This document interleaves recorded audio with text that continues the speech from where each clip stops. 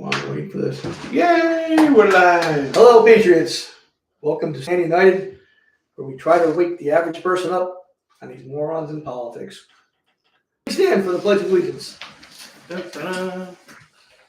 I pledge allegiance to the flag of the United States of America and to the republic for which it stands, one nation, under God, indivisible, with liberty and justice for all.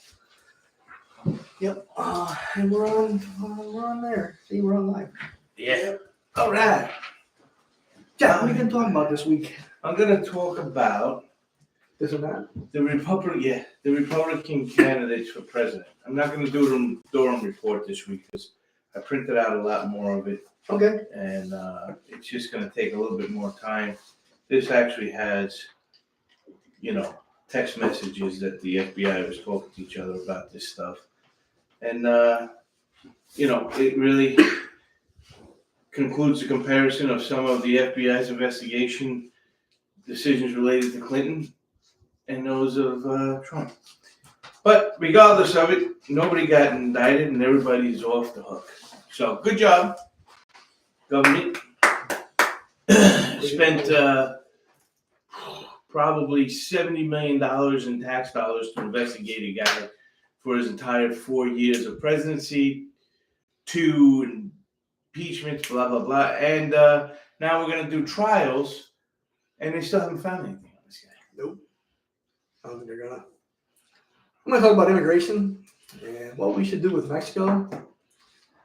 And I saw something on the internet, the news I read, I found interesting. About our lazy do-nothing politicians. And I'll talk about a few other things, I guess. Right. Before we get going, thoughts and prayers are with Guam. Worst ever typhoon hit them a few days ago.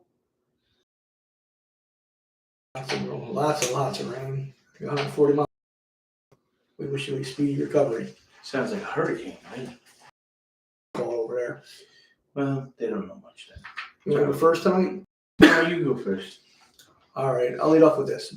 Okay. I'm tired of politicians. And here's one more thing to add as to why I'm tired.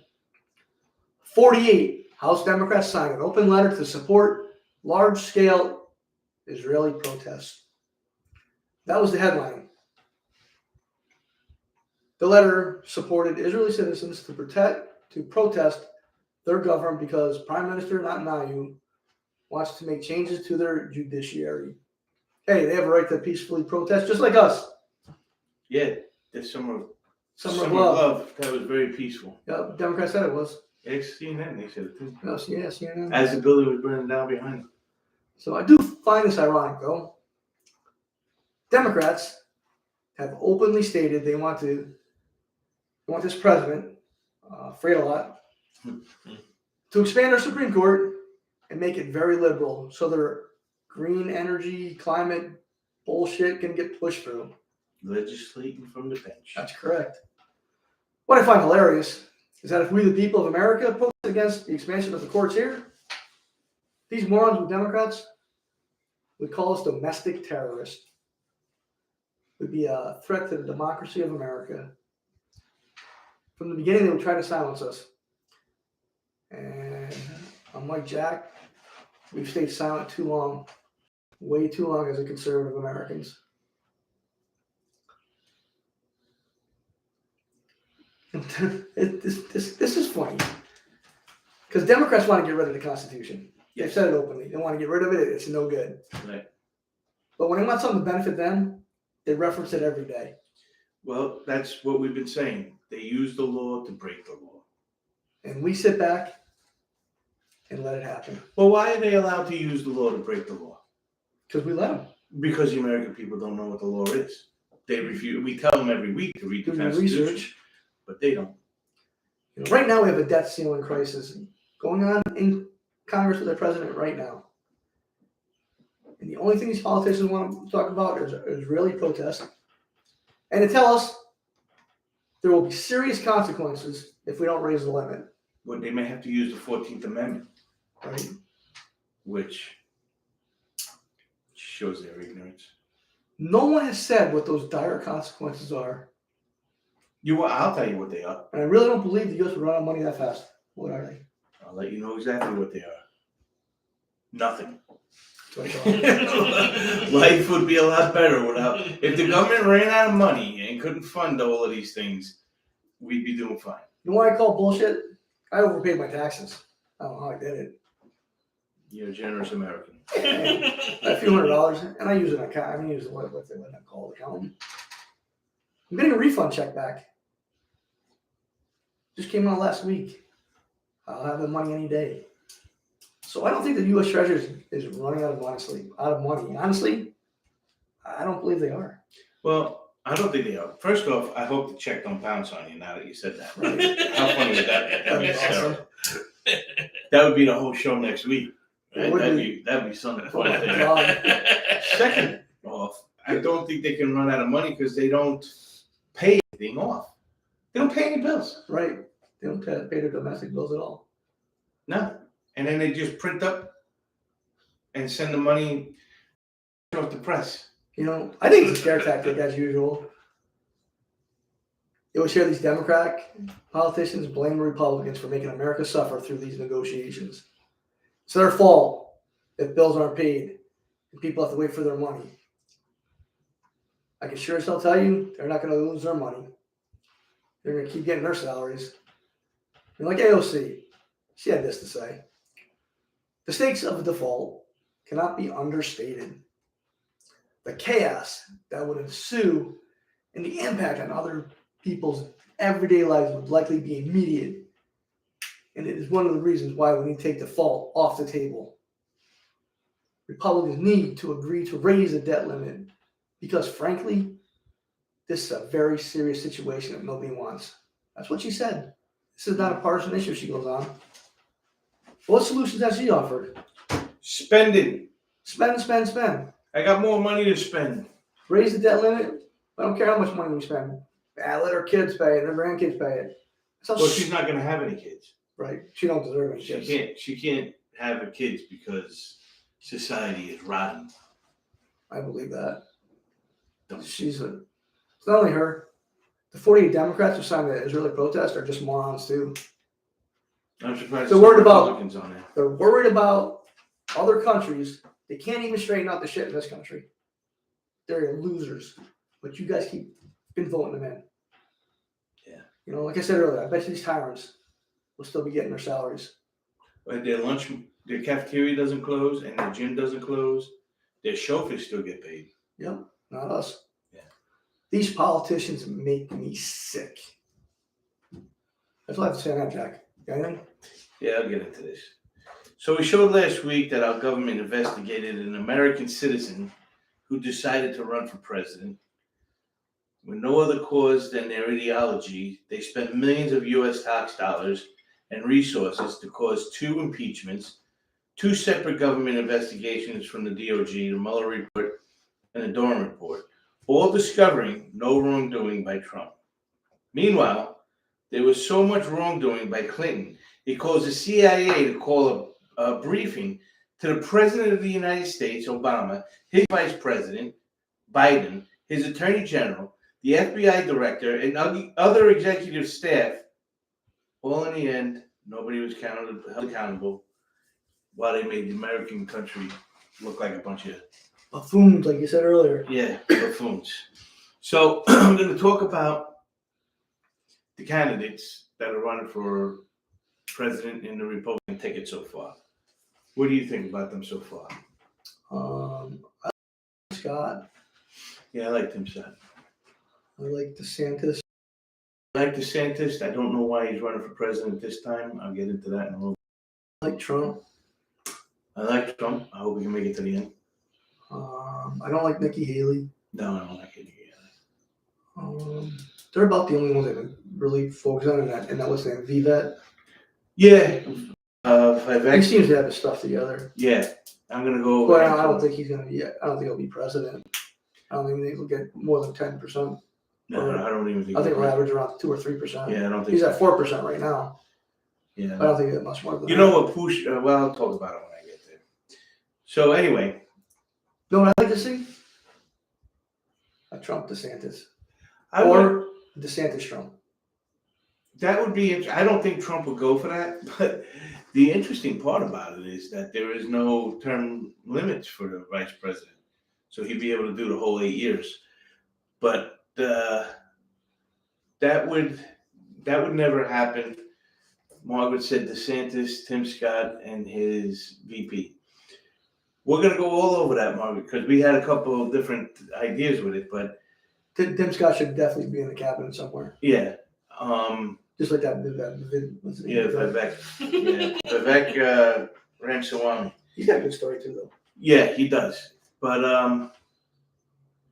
I don't think Trump would allow himself to do that. You know, that's not the way billionaires think. They never think about coming into second place. I think that would be great because that would piss off the liberal left so much. Yeah. I'd watch heads explode on TV. The thing I think would be great for DeSantis in a perfect world, again, you know. To run his vice. Yeah, run as vice president because it would give him a 4-year learning curve on how to make these deals. Politics work. Well, I mean, he was a representative, so he knows the shit show he's going to get into. But I think the way you make these deals, you know, I'm going to go over that on his thing too, on the way he conducted things. And I think he could have a lot to learn with Trump. But I'll start with Donald Trump. We know this candidate. You know, I believe myself, I think he did the most for this country while he's president. I just don't think he's going to make it to the end. And the reason why I don't think he's going to make it to the end is the DOJ is about to indict him over the raid in his home for obstruction. So that indictment's coming. The New York indictment is going to trial 3 weeks after Super Tuesday in March 2024. And then he has the other ones. He's got Georgia, you know, he's got these other cases coming in. I don't know. The big one to me is the Department of Justice indicting him over obstruction. And it's the biggest hypocrite on it because they have 2 other guys with the same thing that weren't even present. So they can't change the status of paperwork. Biden has stuff all over the place. Chinatown, the China room in the University of Penn, in his garage. I mean, and then Mike Pence. I think they did Mike Pence just to keep him in check, so he'll testify on the January 6th hearings, which that's another thing that's going to come down. They're going to definitely indict him somehow or another with January 6th. So I just don't know if he's going to make it to the end. In a perfect world, he would, with a few people that we're going to mention in cabinet and DeSantis as his vice president. If he doesn't make it, they make him vice president. Yeah. But if he gets indicted, imagine the talk shows on that. Yeah. The next one is Nikki Haley. If there was some way in the world that she could make it to the end, I just wouldn't vote for president that year. Yeah, she's polling. I would just vote the down ballot and not vote for president because she's polling at 2% right now. And I know a lot of people are upset when I say something like that, but here's my reasoning for it. She got elected to governor in South Carolina, and for 2 years she did the job, and she did it very good. But she had to leave that job because her country called her to do an extremely important job, the ambassador for the U.S. in the UN in New York. And she did a great job as a UN for 9 months. And then she left because she got a better, so she had to leave the very important job of running South Carolina that she was doing good for an extremely important job for the United States to be the ambassador to the UN.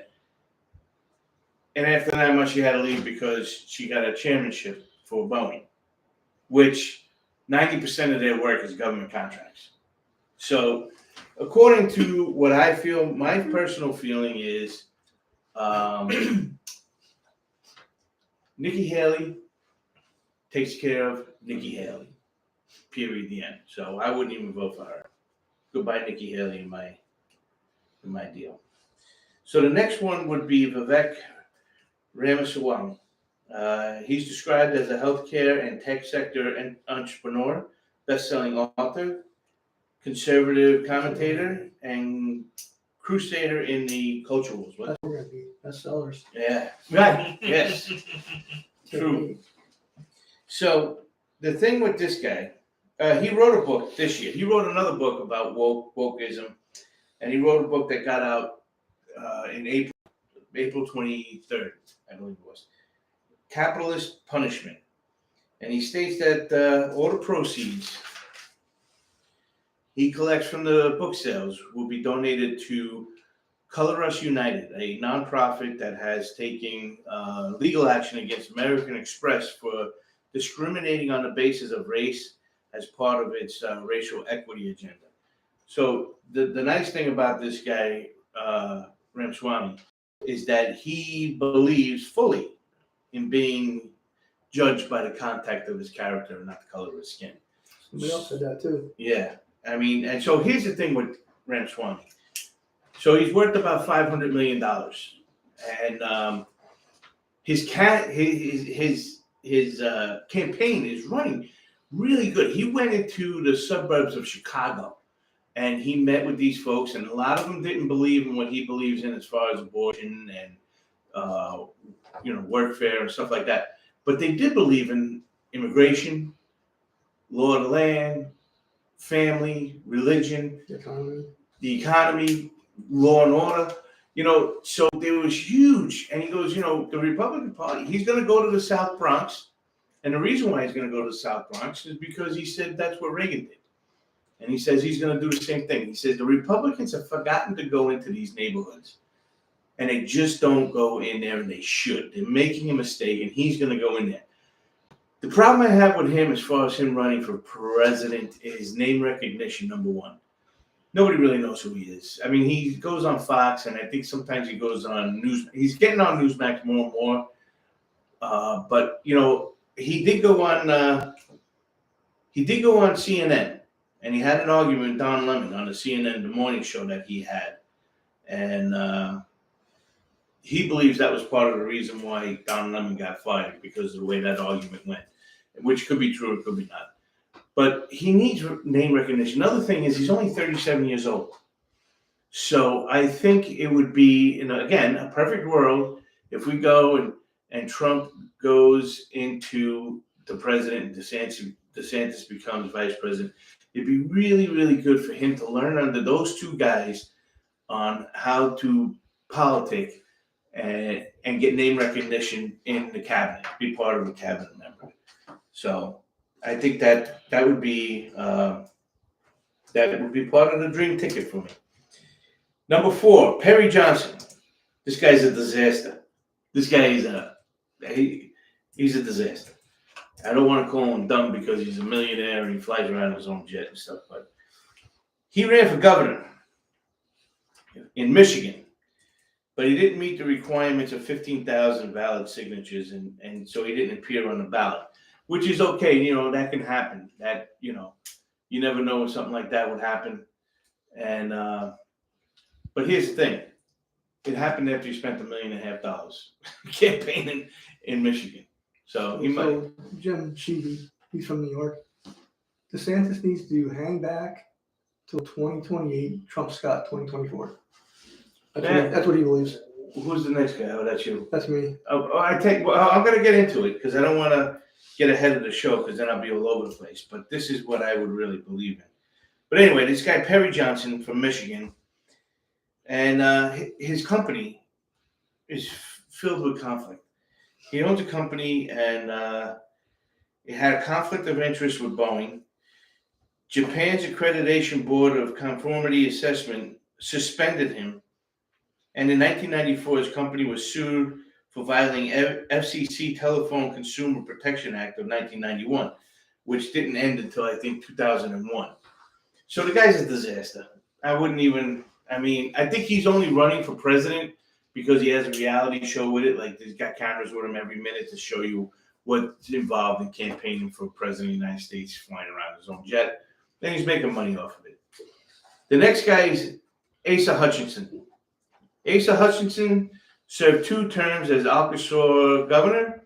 He was also a former federal attorney, and Department of Homeland Security Undersecretary during the George W. Bush presidency.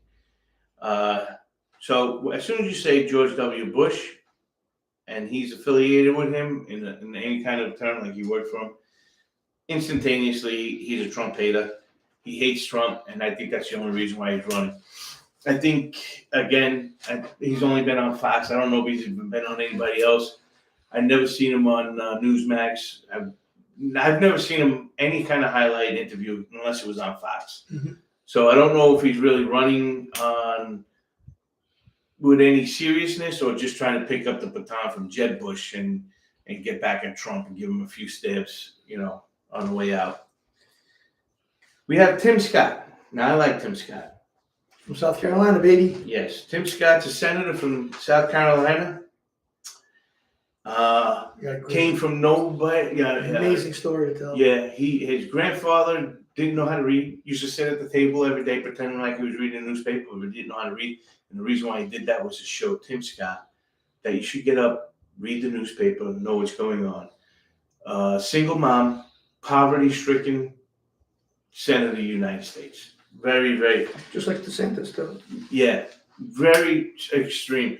Here's the problem with him. The problem with him is this: name recognition again.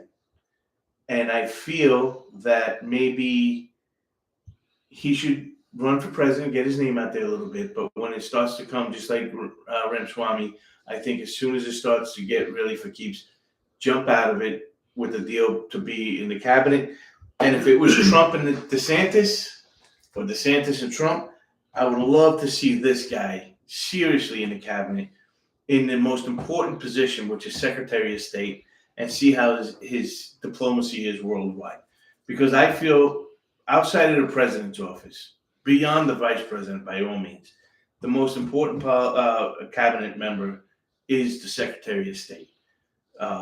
This is the guy that goes out there and softens the underbelly before the president gets there and makes him look great with all these, it's an amazingly thankless job, never home, on constant travel to take care of the world's problems before the president gets there. Right. And I think that guy, Tim Scott, is the man for that job in some kind of administration like that. Like Babette. Yeah, Babette, but I don't think he should be.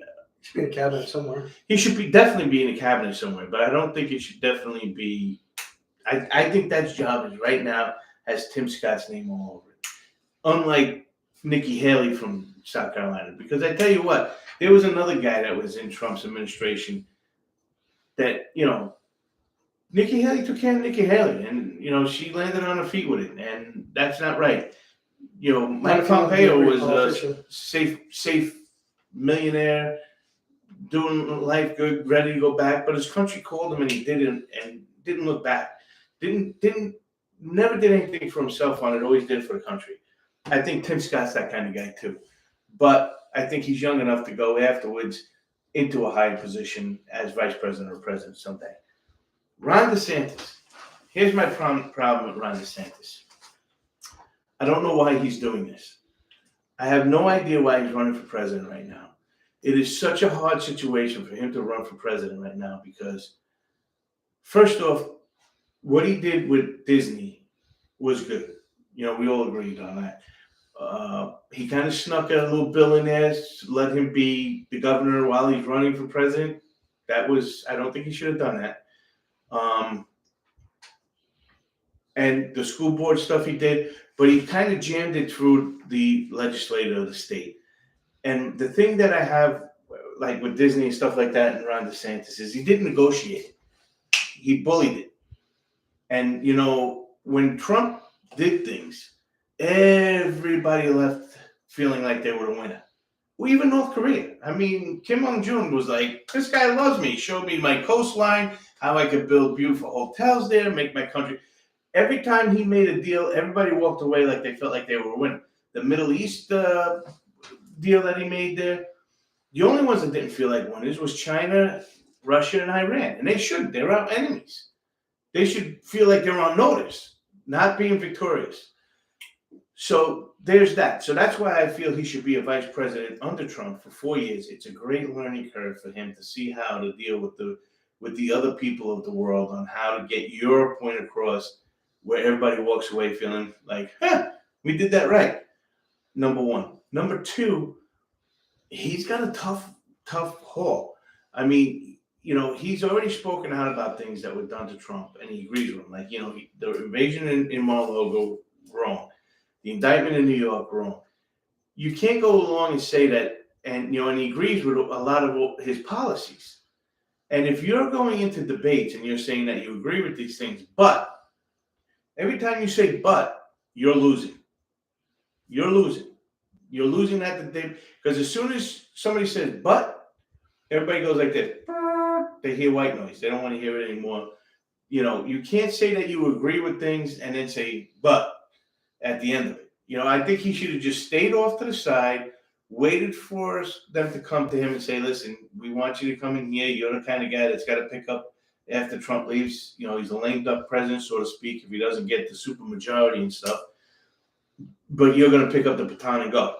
Now, when he's done with that, if Tim Scott does good as a Secretary of State, and if he does so good, maybe they switch spots because DeSantis is younger than Tim Scott. Maybe be Tim Scott DeSantis. But if Tim Scott does that, then he can progressively get up into that spot. This is my personal opinion. I don't. That and $2 will get you onto the subway. And then Ramaswamy maybe going to Secretary of State or something like that. Ramaswamy, I bet you, as far as what goes on in that cabinet, maybe a great spot for him would be the press secretary, because he's a communicator. I mean, he's a bestseller. He's a woke. How did they describe him?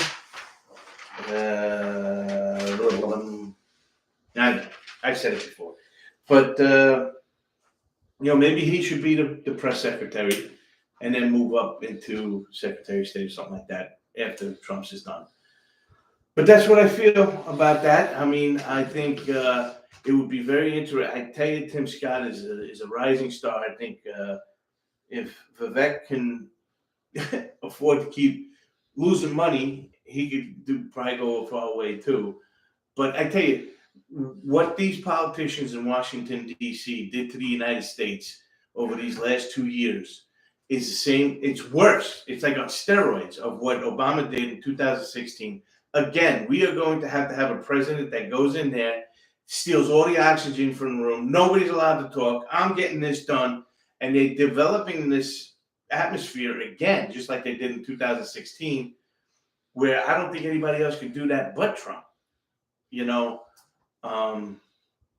Because that's his nature. His nature is a counterpuncher, and yeah, DeSantis is, but not to the extent as Trump yet. Trump has been doing it for a long, long time in his business. One thing is the primary season is upon us. In the next 15 months, they're going to be comical. And it's going to be very bad ads against each other. That's unfortunate too. But it's going to be interesting. I kind of liked what Trump did on a few of his ads. I know some of them kind of went over the top a little bit. But in a lot of his ads that I saw, he would say DeSantis is not ready to be president yet. And I like that he put that yet in there. Because like me and Dennis have been saying, the Republican Party's bench is super strong and super deep. The problem with it right now is I don't think these front-running guys that are here right now are ready for it, especially in the atmosphere that they're about to walk into. Because whoever walks into that office for the first day, to play close to World War III. You're walking into a chopper blade, man. You got to clean out the IRS, FBI, Department of Justice, and the biggest one of all. Hard. Yeah. So, as well as our congressional morons have failed to secure our border with Mexico. I think President Trump did the best, but he got pushed back from within his own party, the Republican Party, like Paul Ryan. Yeah, Mitch McConnell. Paul Ryan was the Speaker of the House at the time. Mm-hmm. Mitch McConnell was the Majority Leader. Paul Ryan, who's that guy? Yep. Mitch McConnell too. Yeah, since 1990, when the first President Bush was in office, and every year since, over 1 million illegal immigrants have crossed into the United States. If we add all up, it's like 32 million people over the last 32 years. It's a lot of people. So people like to blame Democratic administrations, but it's also Republican administrations that have failed our country. And Mexico has the highest number of citizens coming to America compared to all other countries, accounting for 25% of all immigrants. The next in line is China at 6%. So right now, Mexico's the issue. Think that 6% Chinese escaped and got here, or were they placed here by China? I'm pretty sure they were placed here. Yeah, me too. Yeah. So the main reason Mexican residents come to this country is to improve Taco Tuesday? that too. is to improve their economic situation. It comes down to making money and the dream of having a better life, just like us Americans. They make up the largest group of immigrants living in this country, with about 37 million. The nation's overall Hispanic population was as of 2021. This is what Vice President Harris should have been doing, getting to the root cause. Oh, she was busy mixing the salad. For Taco Tuesday. Her word salad. Yeah. Let me jumble these words up and then try and speak them. I mean, as you can see, she's been a failure. Just like President Forget a Lot, his administration has been a total failure. There's another 6 million illegal immigrants in 2 years. 2 years and what? 4 months? 5 months? Too many. Yep, too many months. 6 million people. So borders are not secure. This issue should be, newspapers should take this issue up. Journalists and media outlets should be reporting this and getting to the bottom of this. But they only care about the money the federal government gives them. They'd rather brainwash all of us into thinking we are stupid. Most of us are. They might be onto something. They might be. Well, last week you said what gaslighting is, and that's what they're doing. Everybody's down their own. Don't believe your lying eyes. That's why I think we're going to have a lot of good numbers with our book. As I can see, this country can do two things. Secure our borders, which I believe will never happen, especially with our current political morons in office. Or try to get Mexico to become the 51st state of the United States of America. This is also an issue we talk about in our book, Politicians Gaslighting Americans. This will be out soon. Coming out soon. Coming out To soon. a theater near you. In 2022, Mexico had a population of about 129 million people, the 10th largest country in the world, and the third most in the Americas after the US and Brazil. They're pretty damn big. And that many people would benefit the United States. It would benefit Mexico. To annex Mexico would establish more easily defensible borders, because Mexico borders Guatemala and Belize. So instead of defending 2,000 miles on the southern border, we could cut that in half. Much easier to secure the border. That would be our first benefit. Our border patrol agents could handle immigration much easier. Not saying it wouldn't be hard, but it'd be much easier. With Mexico part of the United States, business opportunity would become limitless, and Mexican citizens would not have to move since their economic situation would be better. Next benefit of adding 129 million people is a tax base. If it's done right, some experts believe 30% can be added to the treasury. That's a lot of money, folks. Really don't see any downsides to annexing Mexico. I mean, we're letting them in anyway. So I think Mexico and the United States should have serious talks about annexing, making them the 51st state. You know, cut down. We warn you. I mean, did you hear that? That was Jack. We got him. We'll keep him Jack up. Pick it up. He's got a nap to take. I mean, cut down illegal immigration, because now we've only got Guatemala and Belize. We'd be able to do more of those cartels that are ruining not only Mexico, but our country. Cut down on the fentanyl issue that our politicians refuse to do. Add another military. Companies would invest in Mexico. The people of Mexico will be able to create their own jobs because I know there'd be people staying there, living there. They'd be able to raise their families there. Mexican people are hardworking, they're family oriented, and they're very religious. And we could help them building up Mexican economy as well as that country. And then we can go for a place to vacation like Cancun. I got a place to vacation at my house. Excuse me. People keep trying to bring me on vacation. I don't know why. I live in a resort. Adding 129 million citizens with the U.S. will bring our population to over 450 million. That's a lot of citizens. That sends a huge message to our adversaries, like China, Russia, Iran. They think twice about invading us. I think most of us agree that our politicians suck. Mm-hmm. And something must be done to stop this madness of illegal immigration. Jack, you got anything? Well, the one good thing about it, if we got Mexico as 51st state, the schools can drop Spanish as a language and spend more time on American history. Right? That's a plus. That's a plus. I don't know. I mean, I don't even know if the Mexican people would go for it. I would be afraid that the United States would do something stupid like they did with Puerto Rico. And that's why Puerto Rico won't become a state, because they have all the benefits and they don't pay any taxes to us. They get representatives in Washington, D.C. They get the whole thing and the Virgin Islands. And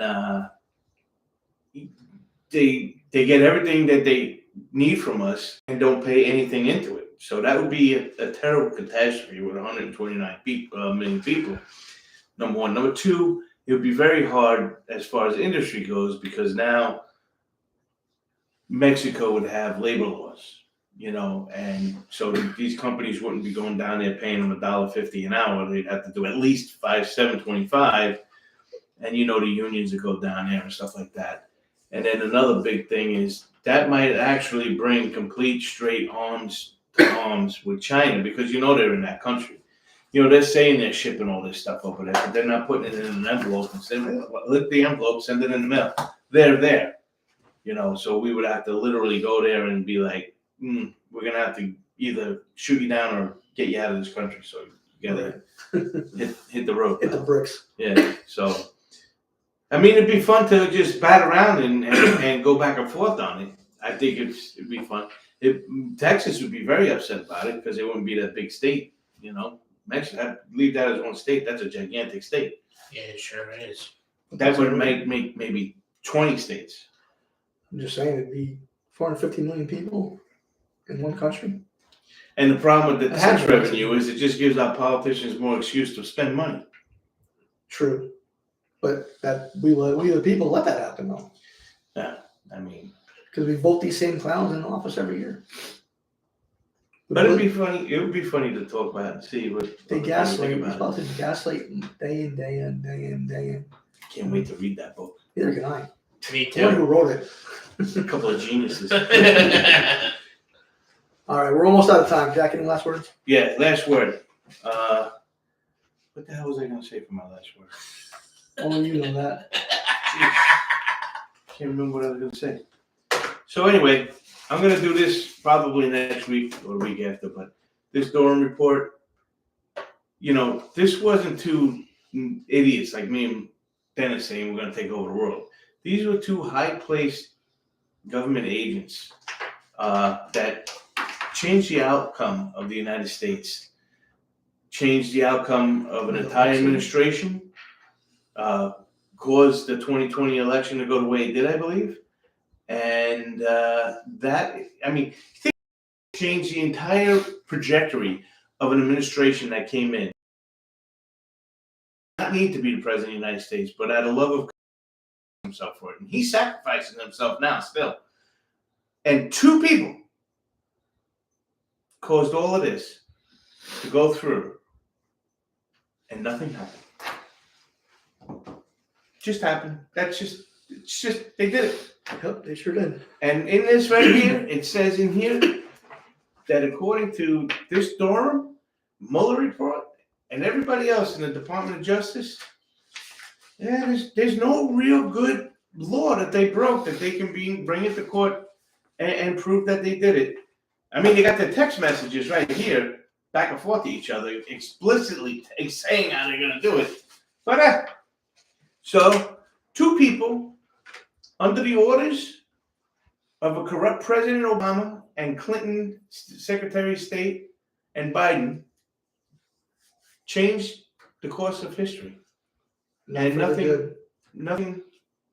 to see here, folks. Just read this 300. I mean, again, 2 impeachments, 2 reports. Mueller report, $33 million. Durham report, over $6 million.